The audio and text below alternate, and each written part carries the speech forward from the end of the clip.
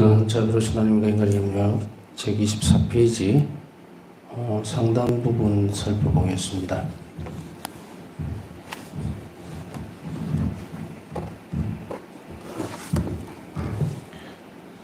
전에도 한번 말씀드렸지만 지금 우리가 공부하고 있는 책들이 다른 어떤 책보다는 까다롭습니다.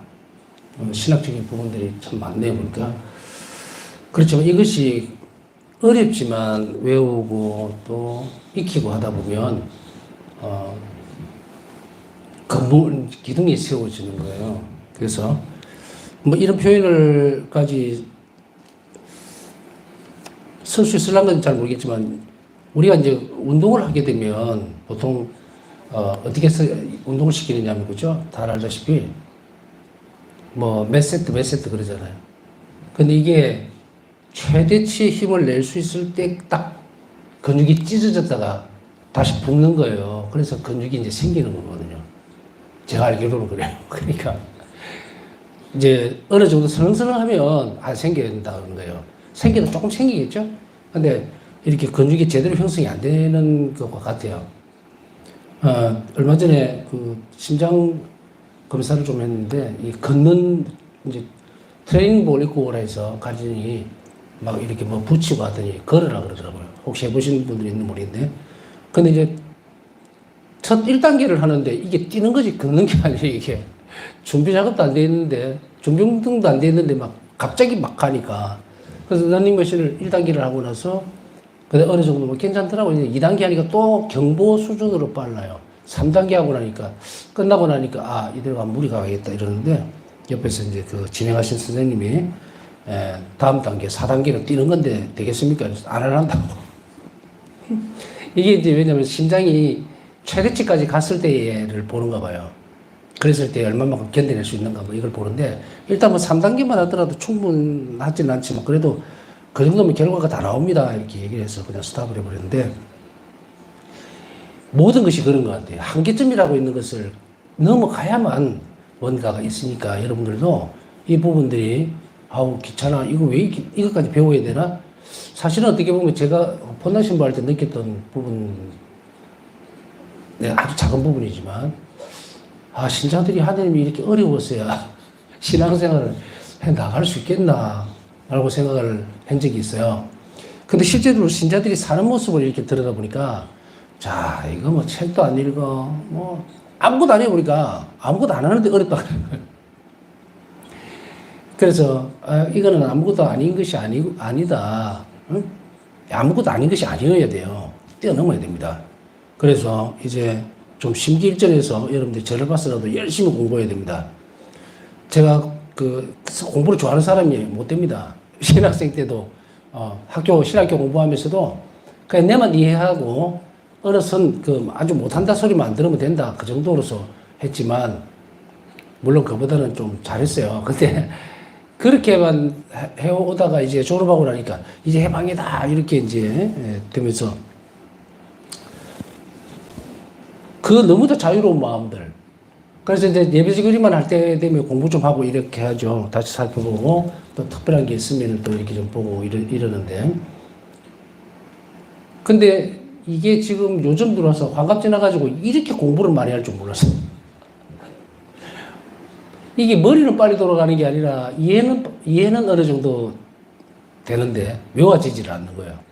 자꾸 이제 보면서도 사실은 보면 친근하게 느껴지는 이런 부분들은 한 25년 동안 꾸준하게 계속 하는데도 그래, 하는데도. 그래서 여러분들이 그런 부분들 어려운 것이라는 걸 충분히 압니다만은 실수있도록 해보세요. 저는 어떤 때는 막 헷갈립니다. 책을 5권 놓고 월피정할 때는 이 책을 봐야 되고 또 피정 신청이 들어오면은 강의를 부탁하면 또 다른 걸 또 봐야 되고 막 정신이 없어요. 그러니까 제가 생각할 때 내 머리가 여러 칸이 있는 것 같아요. 분류를 하자면. 그래서 끄집어내고 막 이렇게 해야 되는데, 예수님이 그냥 신학생 때 공부를 열심히 안 했다고 그랬는 건지 가르니까 정신없이 정도로, 그래요. 그래서 이 부분들을 빼서 이렇게 하니까 제가 뭐 특출나게 잘나서 여러분들에게 이런 얘기 하는 거 아니에요. 저도 노력을 해야 합니다. 여러분도 해야 하고. 그래서 저는 분명히 소명의식이 있기 때문에 합니다. 여러분들 가르쳐야 되는 건. 가르칠 수밖에 없는 지금 제가 4년 동안 이렇게 쭉 가르쳤죠. 만 4년 좀 넘었는데, 여러분들하고 저하고는 만난 적이 없어요. 방송을 보더라도 뭐 어쩌다 한번 여기 찾아오시는 분들을 만나는 유튜브 보고 있습니다. 이럴 때는 참 속으로 반갑죠. 겉으로는 내색을 안 해도. 그렇습니까? 하고만 넘어가는데 열심히 하라는 그런 말이에요. 제 표현 방법입니다. 자, 그런데 한 번도 보지도 않는 사람들을 위해서 계속 내가 왜 이걸 하고 있을까? 이것을 배우고 또 계속 연습하고 하면서 이걸 없어서는 안 되겠다라는 거예요. 이걸 공부를 하면서 오히려 좀 더 한 타임을 더 넘어가서, 조금 더 넘어가서 하느님이 이런 마음이시지 않을까? 응? 한 자비란 넘친다는 표현을 자꾸 쓰잖아요. 더 배우면 배울수록 이거는 꼭 상대에 필요하고 반드시 필요한 것. 그리고 어떻게 보면 제가 이렇게 막 하는 것도 사제다는 그런 특성도 있겠죠. 직무의 어떤 부분도 있겠지만 한 가지는 뭐냐면 내 혼자 구원받으면 뭐합니까? 천국에 갔는데 내 혼자 있으면 뭐예요? 그렇죠? 같이 가야지. 좋은 것을 나누고 그리고 그것을 전해주고자 되는 것은 성령의 역사고 아주 특징적인 부분인데 그런 측면에서 보면 인간의 창조든 아니면 지금 배우고 있는 이런 활동들 하나님 왜 이렇게 하시는가에 대한 것을 조금은 더 이해를 할 수가 있다는 이야기예요. 그래서 우리가 어떻게 창조가 되었느냐, 나는 이렇게 툭 태어났습니다, 하나님께서 나를 창조하셨습니다 라고 하면 얼마만큼 좋은 모습으로 내가 창조됐는지를 모른다는 이야기예요. 그래서 배우셔야 된다는 거예요. 우리가 보면은 제가 이제 강조를 하죠. 여러분들 한 자비를 입어서 창조된 겁니다. 그래서 이미 완전히 자비를 입었기 때문에 하나님 자비를 우리는 이제 실행하는 거예요. 입었기 때문에 실행하는 거예요. 주님 자비를 베풀어 주십시오라고 하는 이 말은 우리 안에 이미 완전하게 자비를 입었기 때문에 그걸 실행시키는 말이거든요. 그래서 그게 대답입니다. 대답. 아무것도 없는데 그냥 자비를 베풀어 주셨어요. 이게 아니에요. 내 안에 자비가 존재하기 때문이에요.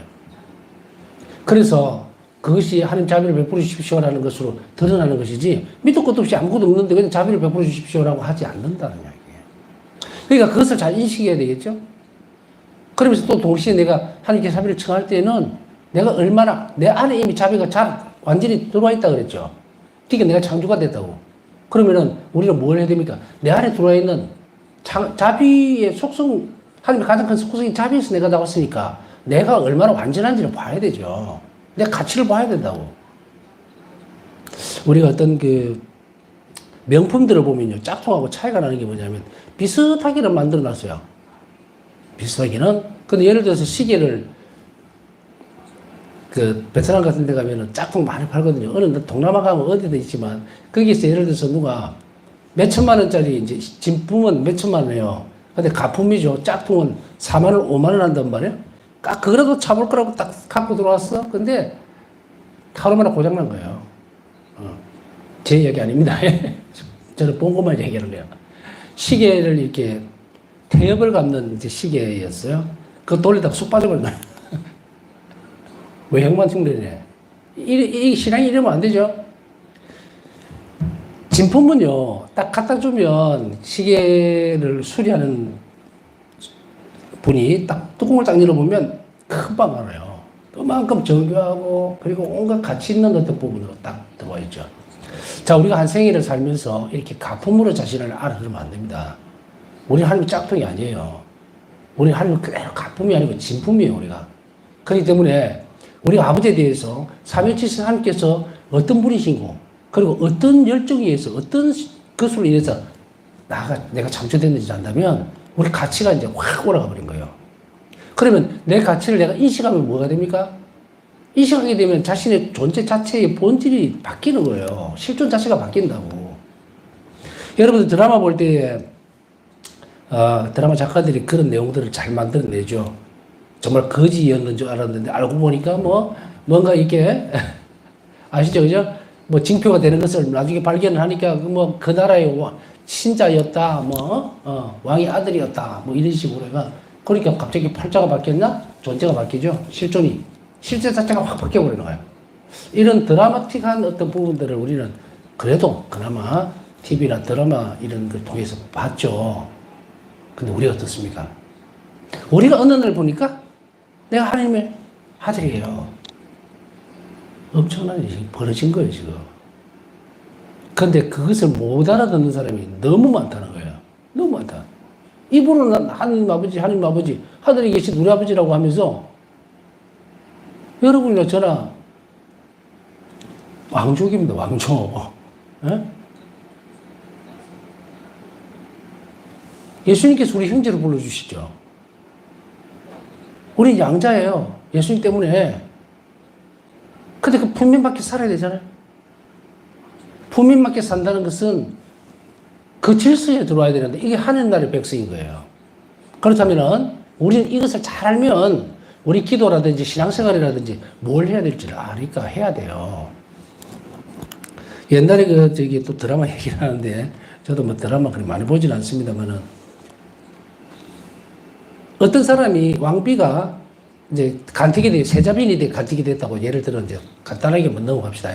간택이 되면 그 다음에 딱 뽑히잖아요. 그 다음 뭘 시킵니까? 궁중법도를 가르칩니다. 너는 이 왕궁에 살아야 되는 인물이기 때문에 굉장히 복잡하고 많고 뭐 손 모양을 어떻게 해야 되고 아시죠? 그죠? 제가 무슨 말씀 드리고 싶은지 우리가 하느님의 사람이 되었고 하나님 자녀라면 배워야 돼요. 이 나라 질서에 맞도록 그래 살아야만 내가 행복해질 수 있고 거기에 일원으로 소속이 돼요. 그래서 여러분들이 요거 조금 어렵더라도 자꾸 듣고 배우고 익히고 이러다 보면 자연스러워집니다. 그래서 이 부분들을 건너뛰면 되지 않을까? 저도 그 생각 많이 해요. 이거 알아듣겠나? 그러면 이건 대충 뭐 세상과 인간을 창조하는 자비 활동이다. 그렇게 아십시오. 이러고 넘어가면 되는데 왜 세상과 인간 창조하는 자비 활동인가를 알아야 되잖아요. 자비가 뭔지를 알아야지. 그래서 하느님의 자비는 그분이 무한하시고 영원하신 사랑의 표현이자 그 자체가 사랑과 밀접히 연결되어 있다. 자비는 그분의 무한하고 그리고 영원한 사랑의 표현입니다. 그러면서 동시에 자체가 사랑이 밀접히 연결되어 있다. 그 자체가 활동 자체가 자비예요. 그 말이거든요. 그러면서도 동시에 영원하신 사랑의 표현입니다. 영원한 사랑의 표현이 내요.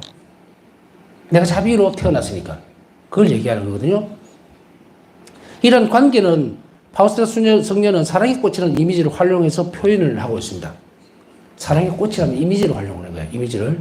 그러면 하나님 안에서 속성이 뭐면 사랑도 있고 자비도 있고 의로움도 있고 정의도 있고 그죠?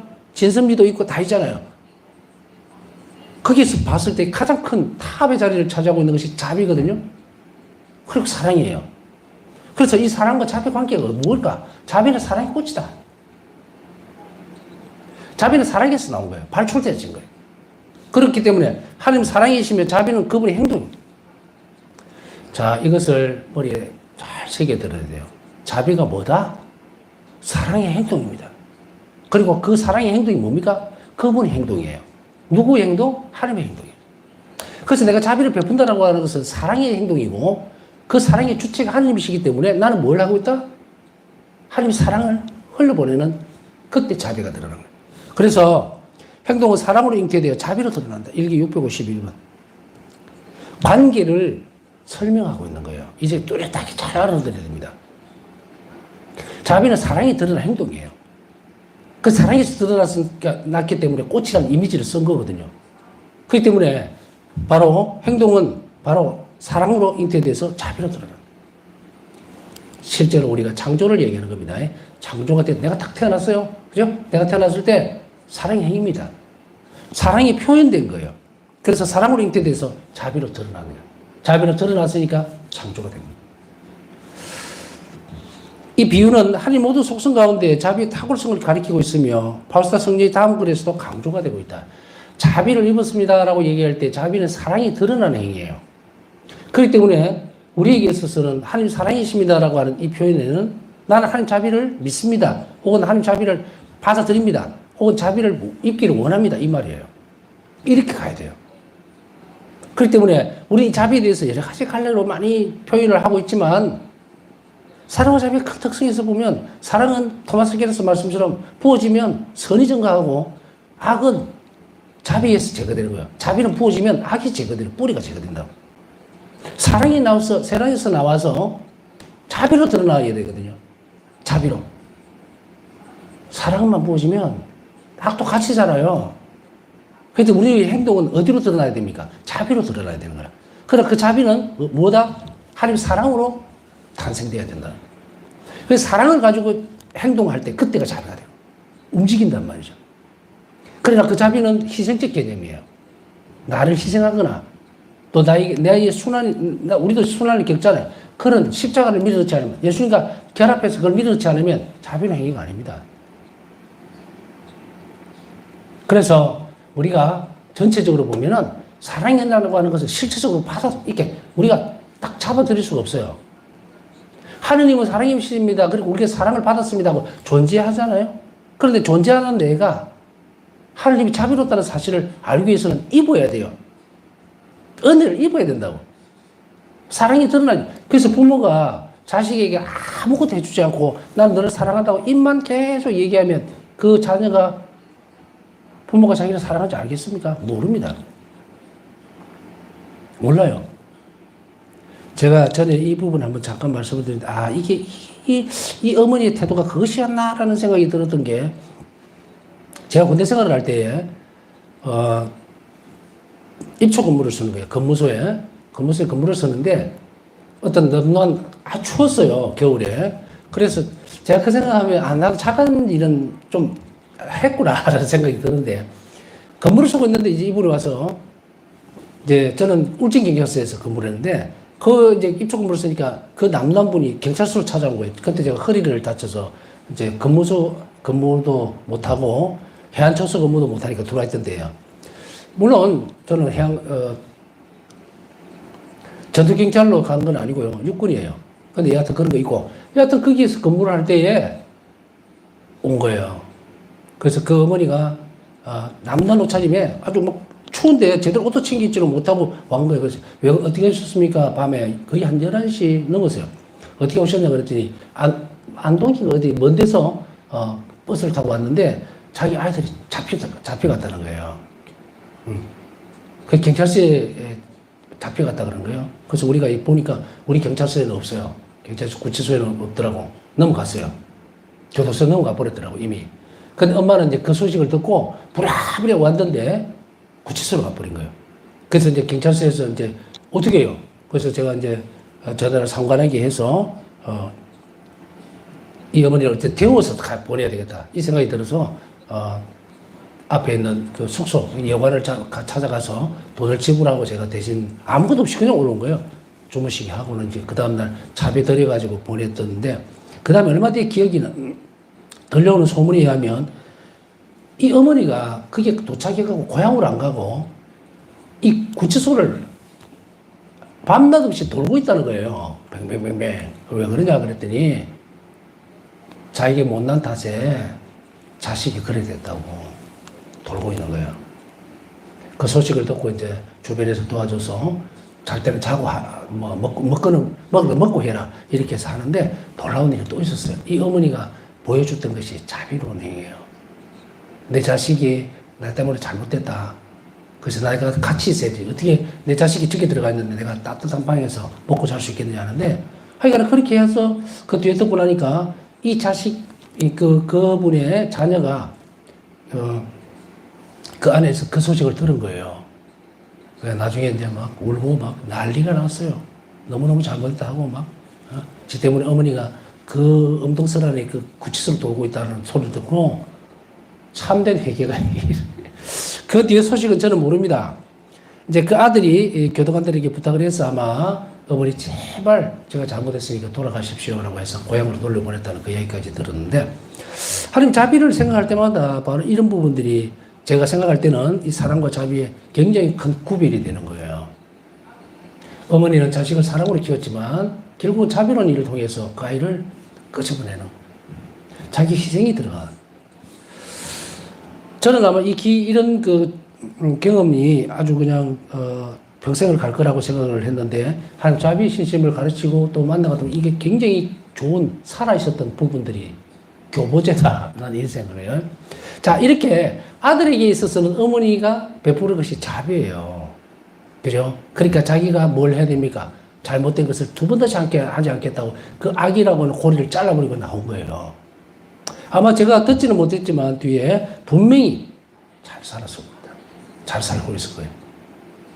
선한 사람으로 착한 사람으로 살고 있을 거라고 생각을 합니다. 어머니 덕분에. 자, 다시 돌아가서 그리스도께서 바오사 성령에게 말씀하셨다. 자비가 하느님의 모든 속성 중에서 가장 위대한 것이라고 선포하여라. 내가 하는 일들은 모두 다 자비의 왕관을 쓰고 있다. 이게 301번. 모든 속성 중에서 가장 위대한 것이라고 선포를 하고 내가 하는 모든 일들은 자비의 왕관을 쓰고 있다. 그러면 우리는 복음을 어떻게 봐야 됩니까?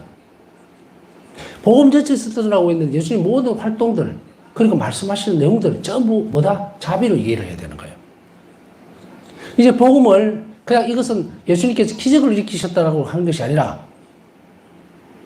예수님의 자비 활동으로 봐야 돼요. 그러면은 복음 전체가 아주 풍요로워지겠죠? 그리고 굉장히 놀라운 일이 되는 거예요. 내가 하나님께서 원하시는 것들, 나병 환자들에게 베푸셨던 그 일들이 단순하게 하나님 사랑이십니다라는 말로는 해결이 안 돼요. 왜 그렇게 하셨을까? 그 나병 환자들을 나서주기 위해서 예수님은 그냥 말로만 하셨나? 처음에는 우리가 그 부분만 보면 그렇죠? 예수님은 그 부분을 실행하시기 위해서 뭘 가지고 계셨습니까? 순환과 죽음을 가지고 계신 거예요. 후일에 일어난 일이지만 선제에서 이미 주님께서는 그 일을 하시리라고 알고 계시는 것이 분명히 십자가생의 순환과 죽음을 당신 자비의 활동으로 분명하게 인식을 하고 있죠. 그럼 거기에서 다 흘러나온 거예요. 3년 동안의 공생활 끝에 십자가의 죽음이 있었지만 일단 공생활 시작부터 하는 자비 활동이 시작됐다는 거예요. 그럼 이거는 자비 활동이 시작됐다는 것은 우리가 인지하는 내용이고요. 하는 자비의 가장 큰 이정표는 뭡니까? 사람이 되신 거죠. 탄생 사건에서. 예수 성탄이 기점이에요. 한 자비의 완결판이다 이 말이에요. 그러나 그것이 점진적으로 공생활에서 드러남으로 인해서 우리가 이제 알게 된다는 거지. 좀 더 확실하고 명확하고 그리고 직접적으로 알게 되는 것은 바로 공생활을 통해서라는 거예요. 예수님의 33년간의 모든 생활들이 전부 하나님 자비 활동이지만 그러나 우리가 근접해서 볼 수 있는 것은 이 공생활 동안이에요. 그러면 우리가 복음 안에서 엄청난 것을 건져낼 수가 있습니다. 많은 것을 건져내야 돼요.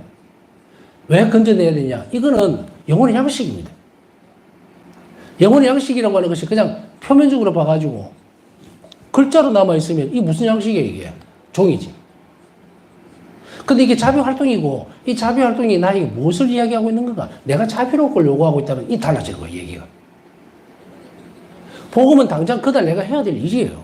숙제란 말입니다. 하나님이 그걸 나에게 원하고 있는 거예요. 그러면은 우리가 오늘 복음에서 예를 들어서 나병 환자를 치유하는 부분들을 봤다. 그러면은 예수님은 그 자비로운 활동을 통해서 나병 환자들에게 그러면 내가 나병 환자를 찾아가야 되나? 그게 아니잖아요. 나병 환자는 병자면서 죄인이에요. 그들에게 예수님이 어떻게 대하셨는지를 모범을 보여주셨다면은 우리가 병자들과 그리고 정말 어쩔 수 없는 처지에 놓이는 그 사람들을 찾아서 위로해주고 그들에게 자비를 베풀어라 이 말이거든요 지금. 만일에 행동을 할 수 없다면 기도로서 해주라는 이야기예요. 매일매일의 복음이 그렇게 움직이고 있다면 우리가 얼마나 많은 부분들을 철철 흘리고 다니는지 알 수가 없다. 복음 안에서 요구되어지는 이 부분들을 우리가 하나하나 찾아내서 오늘은 이 관리로 내가 뭔가를 해야 되겠다라고 결심하지 않는 한은 내가 어떻게 하나님 자비를 체험하겠느냐는 거예요. 우리는 가만히 있다가 그냥 벼락 치듯이 펑 터지면서 뭔가 돈이나 한 보따리 생기면 한 자비를 입었다. 그러니까 난 자비를 체험했으니까 이제부터 자비로운 일을 할까? 이렇게 할 겁니까? 매일매일이 매 순간이어야 된다. 그럼 이 숙제를 풀어야 됩니다. 매 순간 어떻게 나는 하나님 자비를 체험할 것인가에 고민을 하라는 이야기예요. 나는 어떻게 하나님 자비를 체험할 것인가라는 이 말은 어떻게 다른 사람에게 이 자비를 베풀 것인가라는 고민과 같이 묶어서 간다고요. 이거는 예수님이 매일 매 순간 여러분이나 저나 똑같이 요구하고 있는 그러한 그리스도인의 태도입니다. 오늘 눈 뜨고 나서 하루 종일 뭔가가 뭘 먹고 살 것인가 통장 들여다보면서 어떻게 하면 이자를 더 불릴까 그것이 아니고 만일에 그런 일이 정신을 또 다 뺏기고 있다면 그 사람이 신앙인 아니에요 그거. 무늬만 신앙이냐. 예수님 원하는 걸 하나도 안 하고 있는 거예요. 다 잘라버렸죠. 그러면서 무슨 예수님을 찾을 거라고 예수님을 만나죠? 그 길이 완전 끊겨 있죠. 자, 끊겨 있는 이걸 왜 강조를 제가 하겠습니까? 우리가 하느님을 만나는 것은 불가능합니다. 불가능해요. 예수님 박사성경에 분명히 말씀하시죠. 너와 나 사이는 엄청난이라고 표현도 안 돼요. 아예 간격이 너무 넓어서 못 가요. 못 가. 창조자고 피조물이에요. 비교 자체도 할 수 없어. 그러나 예수님은 무슨 말씀하시죠? 너와 나의 간격을 메꿔주는 것은, 그 10년을 메꾸는 것은 자비다. 너무 엄청난 일이죠. 한 자비를 나에게 베풀어 주지 않으면 나는 하나님을 결코 만날 수 없어요. 이 간격을 메꿀 수 있는 게 아무도 없다고. 내가 무슨 기도를 막 평생을 쫓아다니고 성취적으로 몇 수백 시간, 수천 시간, 수만 시간을 한다 해도 내 노력으로 예수님 찾을 수 있는 부분이 아니에요, 이거는. 자비를 입지 않으면 이 부분이 안 된다고. 근데 얼마나 많은 사람들이 그 이야기를 합니까? 예수님 만나고 싶습니다. 사랑합니다. 나는 예수님 만났네. 뭘 만나요? 어떻게 만나? 착각하지 말라고요. 착각하면 안 돼요. 예수님은 이것 때문에 바울사성에 길을 열어주는 건데, 그게 한 자비신심이잖아요, 이게. 이 깊은 10년을 피조물과 창조물 사이의 간격을 없애주는 게 이게 자비라. 자, 이렇게 보면 한 자비라고 하는 것이 얼마나 중요한지 아시죠? 이제 이게 없으면 하나님 못 만나요. 하나님 자비이기 때문에. 이렇게 보면 우리가 왜 이걸 해야 되는지, 내가 선택할 수 있는 부분이 아니에요, 이거는. 필수적으로 하지 않으면 자비를 못 입는다는 거예요. 내가 하나님 자비를 믿지 않는데 어떻게 자비를 입습니까? 우리가 여러 많은 시심들이 많고 이렇지만 그 모든 것의 바탕이 하나님 자비를 믿기 때문이죠. 하나님 자비롭다는 것을 알잖아요. 왜? 예수 십자가에서 나를 위해서 돌아가셨으니까. 그 자비잖아요. 그걸 분명히 인식하고 넘어가야 된다. 그게 바탕이 돼야 되는데 그것이 바로 이 부분이 이야기하는 겁니다.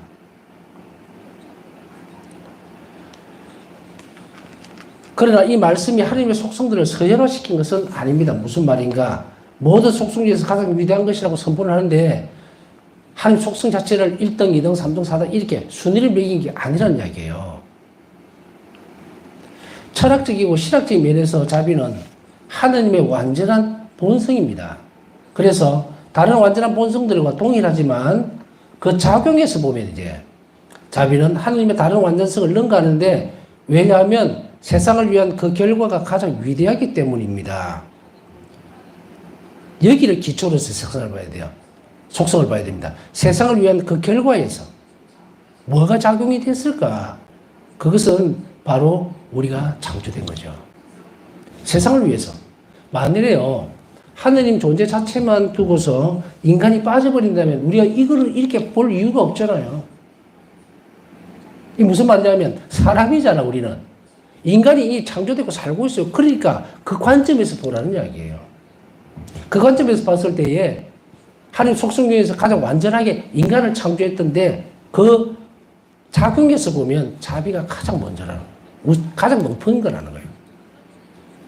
가난으로 우리가 창조됐습니까? 정의로 창조됐을까요? 아니잖아요. 서열을 매긴 것은 아니지만 그 작용에서 봤을 때 다른 완전성을 능가한다 이 말입니다. 그래서 그 결과가 세상을 위한 결과가 가장 위대하다는 것은 원래 이 세상을 창조한 것도 완전한 것이었고요. 이 세상 창조에서 많은 과학자들이든 아니면 많은 사람들이 믿지 않는 사람들도 이 신비롭다 그러죠. 이해 못 합니다. 너무도 아름다운 세상. 특히 이제 우주인들, 우주에서 활동을 했던 많은 사람들이 지구를 내려다보면서 우주 안으로 이제 그 비행기를 타고 가죠. 로켓을 타고 가서 비행선을 타고 갔을 때 우주선에서 볼 때 너무 놀란 거예요. 이거는 정말 왜냐하면 그 위에서 내려다보면 지구를 봤을 때 사람은 보이도 않아요. 무슨 말씀 드리는지 아시겠죠? 그러니까 이게 이거 창조되지 않는다면 인간의 머리를 이미 떠난 거예요. 그것을 창조한 이 아름다운 세상의 이 모든 질서 정연하고 이런 것들을 무슨 뭐 우리가 이제 뭔가를 할 때 되면 꼭 에너지가 필요하고 하다못해 텔레비라도 감아줘야 움직이죠. 그 세상은 그게 없어요, 지금. 없는데도 질서정연하게 요즘 뭐 엘니뇨다 뭐 이런 것 때문에 좀 파장이 계절적인 부분에서 많은 어떤 어려움이 있긴 하지만 항상 질서정연해지죠. 파괴되지 않는다면, 인간이 파괴하지 않는다면, 자 거기서 보면 이 아름다움들, 이 모든 것들을 만들어내는 것, 이것을 벌써 그 이 결과의 위대함 때문에 이것은 무엇에 의해서만 가능한가? 자비에 의해서만 가능한 거예요. 그런 의미입니다. 이런 논리는 자비가 하나님 가장 위대한 속성이라고 한 토마스 아퀴나스 성인의 가르침에서도 볼 수가 있는데요. 토마스 아퀴나스 성인의 가르침을 잠시 살펴보면 이렇습니다. 왜냐하면 위로를 주고 내어주는 것이 진정한 위대함의 표시이기 때문이다. 무슨 말이냐면 위로해주고 내어주는 것은 가장 위대한 것이다. 여러분들 보세요. 어떤 상황에 놓이시면 위로받고 싶죠. 또한 동시에 내 것을 주는 것, 이거 동물들 세계에는 없습니다. 가장 어려운 일이에요. 그래서 우리가 보면 가치관의 문제에 있어서 뿐 아니고 실제적으로 보면은 우리가 장기 기증 하나 예를 들면 보세요. 자신의 것을 내주는 것은 우리가 어떤 의미에서 출발합니까? 예수님께서 십자가상의 순환을 통해서 자비를 드러냈던 그걸로 보는 거예요. 그렇지 않고 그냥 예수님이 우리 죄 때문에 돌아가셨으니까 우리도 이웃을 위해서 이렇게 희생해야 된다. 그런 개념이 아니에요, 이게는. 얼마나 엄청난 그 넓은 개념인데 그걸 협소하게 좁게 만들어가지고 여하튼 이걸 살펴본다면 토마스 아퀴나스 성인의 말씀은 바로 이것이 가장 위대한 행위 중에 거룩한 표현이면서도 위대함의 표시다. 자신보다 더 위대한 이가 있는 이에게는 자비가 가장 큰 속성은 아니다. 무슨 말인가? 내보다 더 높은 사람이 없으면은 그래서 사람들에게서 자비는 가장 큰 것이 아닙니다. 가장 큰 것은 사랑입니다. 왜냐하면 사랑을 통해서 우리는 하나님과 결합되기 때문에.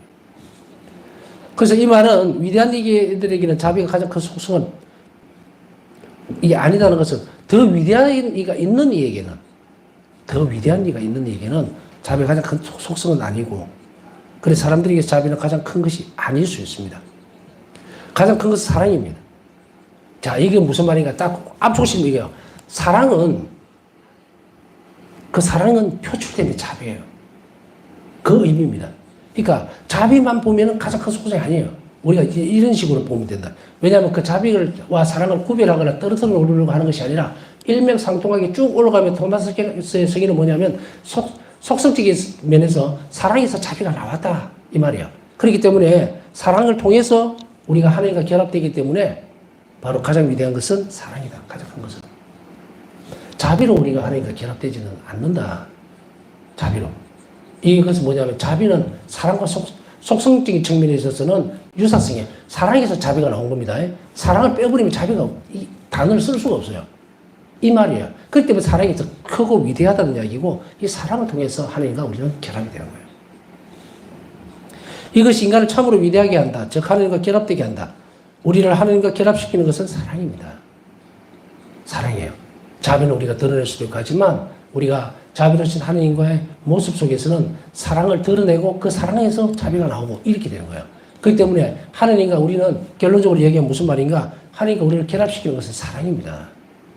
그렇기 때문에 그 사랑이 가장 크다. 그래서 아까 앞에서 설명드렸죠. 자비는 사랑의 꽃이라는 거예요. 행동이다. 사랑이 드러나는 행동이다. 그러니까 사랑이 가장 위대한 것이다. 바로 그것을 이야기합니다. 한편 당신 자신보다 더 훌륭하고 더 높은 이가 없는 하느님 편에서 보면 우리는 더 위대한 분이 있죠. 하느님 그것을 지금 이야기한 거고 두 번째로는 당신 자신보다 더 훌륭하고 더 높은 이가 없는 하느님은 당신보다 더 높은 이가 없죠. 그 편에서 본다면 그분에게 가장 중요한 것은 사람에게 평안을 주는 것이며 그래서 자비가 하나님의 가장 위대한 속성으로 간주될 수 있다. 우리 편에서 보면 하나님 사랑이 가장 큰 속성입니다. 그러나 하나님 편에서 보면은 더 높은 분이 없어요. 하나님보다. 그래서 하나님이 우리에게 주는 것은 편안함, 속성이 바로 이 부분이기 때문에 자비가 가장 위대한 것으로 볼 수 있다.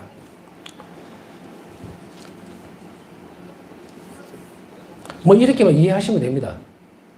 우리 인간은 하느님이 계시죠? 더 위대한 분이 있기 때문에 그분과 결합시키는 것은 사랑이에요. 그래서 사랑이 가장 큰 속성이 될 수밖에 없고, 하느님 편에서 본다면은 하느님은 당신보다 더 높은 사람이 없죠. 그러니까 그분에게 있어서는 베풀어 주는 것, 활동이죠. 가장 중요한 것은 사랑을 주는 겁니다. 주는 것이기 때문에 그건 자비죠. 그래서 그 자비가 가장 위대한 속성으로 간주된다 이 말입니다. 누가 있느냐 아느냐. 그래서 인간 편에서는 사랑이 가장 큰 속성이고, 하느님 편에서 보면은 인간에게 평안함을 주는, 그리고 베풀어 주는 것이기 때문에, 사랑에서 드러난 것이기 때문에 자비가 가장 큰 속성이다. 이렇게 이해를 하면 됩니다.